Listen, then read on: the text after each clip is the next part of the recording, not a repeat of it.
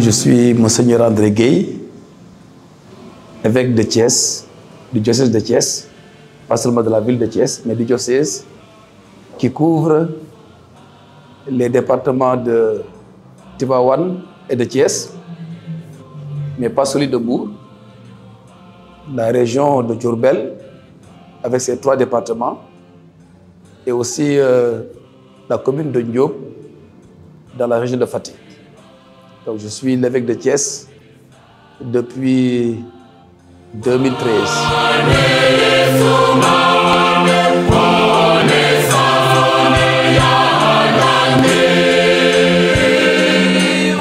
Le pèlerinage pour nous, catholiques, c'est un moment fort de communion où tous les catholiques se sentent comme appartenant à une seule et même famille de l'Église qui est au Sénégal. C'est cette communion que traduit véritablement le rendez-vous annuel de Popenguine. Ensuite, ce rendez-vous traduit notre affection, notre dévotion, qu'on pourrait dire nationale, à l'égard de la bienheureuse Vierge Marie que nous honorons, que nous vénérons à Popenguine.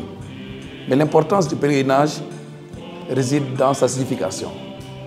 Aller en pèlerinage, c'est sortir de soi-même pour aller à la quête du spirituel, pour répondre à cet appel profond que chaque homme ressent au-delà de lui-même et pour refaire, pour approfondir sa relation avec le divin. Pour nous, aller à Popenguine, c'est se mettre en marche. Se mettre en marche pour retrouver la source et même le but, le sens de notre existence. Et c'est pourquoi nous acceptons de mettre tout comme entre parenthèses pour dédier ces moments profonds à la communion avec Dieu par l'intermédiaire, par la prière de la Vierge Marie. Et c'est pourquoi pour nous, le pèlerinage est un événement de foi, une démarche sublime de foi qui traduit vraiment notre relation à Dieu en implorant la prière, l'intercession de la Vierge Marie de Popenguine. Contexte actuel bien sûr, mais le thème a été choisi et arrêté avant le contexte actuel, c'est-à-dire avant l'issue de l'élection présidentielle, parce que depuis le mois de janvier, le thème est déjà arrêté. Pourquoi nous l'avons choisi? C'est pour traduire la préoccupation des évêques, le patriotisme même des évêques pour notre pays. Vous vous rappelez, ou certains les plus anciens se rappellent, qu'en 1994, les évêques avaient rédigé une lettre intitulée « Bâtir ensemble un Sénégal de justice et de paix ».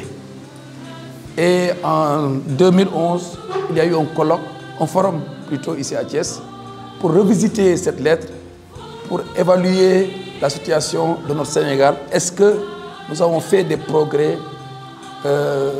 au sujet, à propos de cet appel des évêques lancé en 1994. Le forum a eu ses conclusions et bien sûr a noté des avancées, mais aussi des retards, des obstacles, des défis encore pour que nous puissions bâtir notre Sénégal, mettre notre Sénégal sur le chemin de la justice et de la paix. Et ce thème vient pour nous rappeler cela. Bien sûr, il s'adresse d'abord aux chrétiens, puisque nous sommes, nous chrétiens, concernés par le pèlerinage, d'abord aux chrétiens, mais le thème s'adresse à tout homme, à tous les Sénégalais, tous les compatriotes, pour que tous ensemble, nous puissions mettre les intérêts du pays comme seule préoccupation, à la tête de nos préoccupations, et en face ensemble, en synergie, en communion, pour que notre Sénégal soit vraiment un pays basé dans la vie des citoyens, dont les institutions reflètent la justice et la paix que nous désirons tant. C'est comme des biens communs que nous voulons promouvoir, sur lesquels nous voulons bâtir notre pays. Je vais appeler tout le monde, d'abord les chrétiens, et tout le monde, tous les compatriotes, tous les citoyens, à nous mettre effectivement en route, coude à coude, et comme le dit l'hymne national, épaule contre épaule, ensemble, en ayant le bien du pays pour seule et unique motivation. En changeant, bien sûr, cela implique que tous, nous changions nos manières de faire, de voir et de vivre pour que rien ne fasse obstacle à la justice et à la paix. C'est un défi, mais que nous voulons ensemble essayer de relever, avec bien sûr, puisque c'est un défi immense, avec l'aide de la prière, en passant par la vie.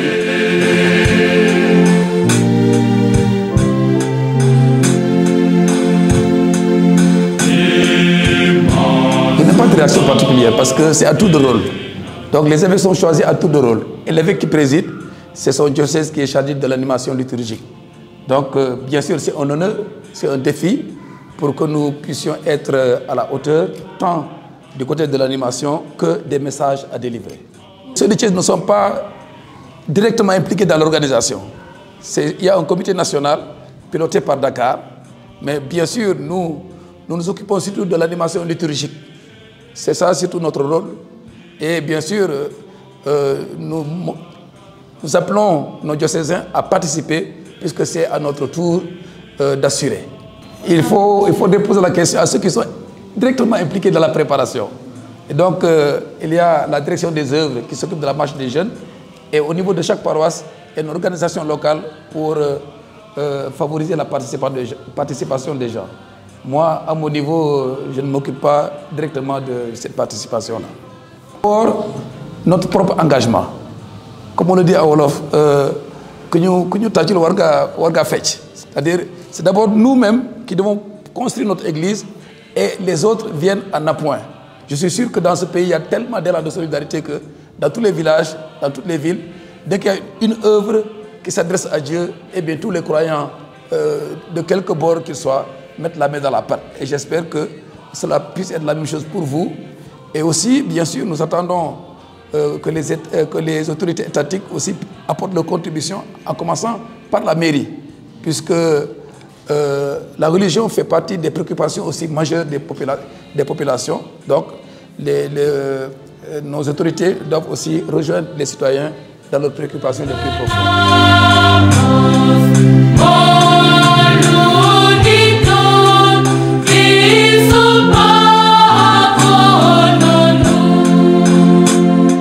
Oui, les jeunes, il y a, c'est vrai, vous avez bien raison, il y a aussi l'aspect des retrouvailles.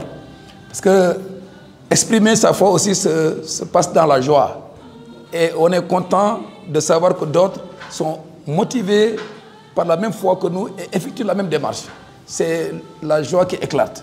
Bien sûr, une joie qui ne soit pas s'arrêter à la surface, mais elle doit descendre pour voir quelles sont les véritables motivations de cette joie-là. C'est pourquoi j'appelle les jeunes, au-delà de la joie des retrouvailles, de se fixer sur l'essentiel qui est la rencontre personnelle et communautaire avec Dieu. C'est-à-dire que chacun puisse avoir conscience de ce qui le motive en se rendant à Popenguine. C'est-à-dire approfondir cette relation avec Dieu, confier à Dieu ses soucis, ses projets, ses joies, ses craintes. Et bien sûr, de Popenguine, ne pas revenir de Popenguine comme on y est parti.